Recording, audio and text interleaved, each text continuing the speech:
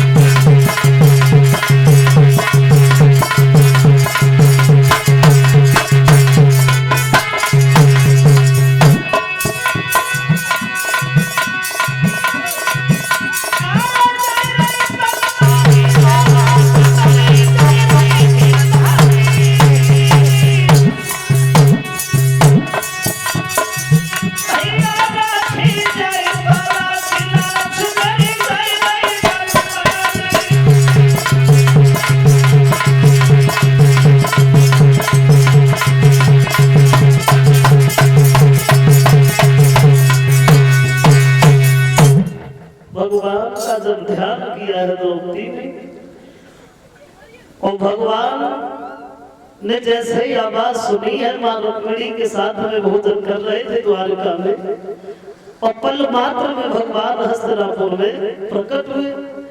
दुशासन साड़ी को जब खींच रहा है तो दुर्योधन के आदेश से, क्योंकि दुर्योधन ने यह कहा था कि दुशासन इसे निर्वस्त्र करके और मेरी जंघा पे बैठा। साड़ी खींच खींच करके परेशान हो गया, सोच रहा है समझ में यही नहीं आता है कि साड़ी कितनी लंबी है। और जैसे ही पसीना पसीना हुआ है, जमीन पे गिरने वाला था तो कर्ड खड़ा हो गया और आवाज लगाई है, दुशासन तब तक नहीं ठहरना है जब तक ये निर्वस्त्र न हो जाए। और ये किसे बुला रही है? वो आकर के इसकी रक्षा करेगा, वो भी देख लिया जाएगा, क्योंकि ये कोई स्त्री नहीं है, ये है एक वेश्या। और वेश्या का मान क्या और सम्मान क्या? पांचाली द्रौपदी को वेश्या कह दिया, जानते हो क्यों?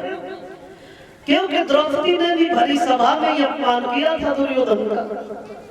जब स्वयंवर के समय गया था तो भरी सभा में यह कहा था कि सूत पुत्र के साथ में मेरा गठबंधन नहीं हो सकता। तो इसलिए हम तो एक ही बात कहते हैं कि जिसका जितना सम्मान कर पाओ उतना तो करो, और अपमान करो तो जरा सोच समझ के, क्योंकि फिर मौका लगते समय वो प्राणी व्यास समेत वापस करने को तैयार रहता है। और उसी अपमान का बदला लेने के लिए द्रौपदी को वैसे कह दिया। भगवान कन्हैया ने द्रौपदी की उस भरी सभा में लाज बचाई, पसीना पसीना होकर के जमीन पर गिर गया। और जब गिरा तो भीम से नहीं रुका गया, उठ करके खड़े हुए हाथ में गदा उठाई और जवाब दिया है, जिस जंगा को पीट रहा है ये दुर्योधन, कुरुक्षेत्र के मैदान में परी गदा से इसकी जंगा ही तोड़ दूंगा मैं। और जिस दिन तक दुशासन की छाती का लहू नहीं ले आऊंगा और तब तक पांचाली अपने केस नहीं बांधेगी। ये तो वचन भीम ने गए, अर्जुन से नहीं रुका गया। उन्होंने गांधी उठा के प्रतिज्ञा की जिस जुबान से इस सूतपुत्र कर्ण ने द्रौपदी को वैसे कहा है, अपने बाणों से इसकी जीभ का भेदन कर दूंगा। और धीरे धीरे धीरे धीरे उसी दिन से एक दरार पड़ गई, और धीरे धीरे वो दरार एक खाई का रूप धारण कर गई, जो कुरुक्षेत्र के मैदान में दोनों तरफ से सेनाएं भिड़ गई।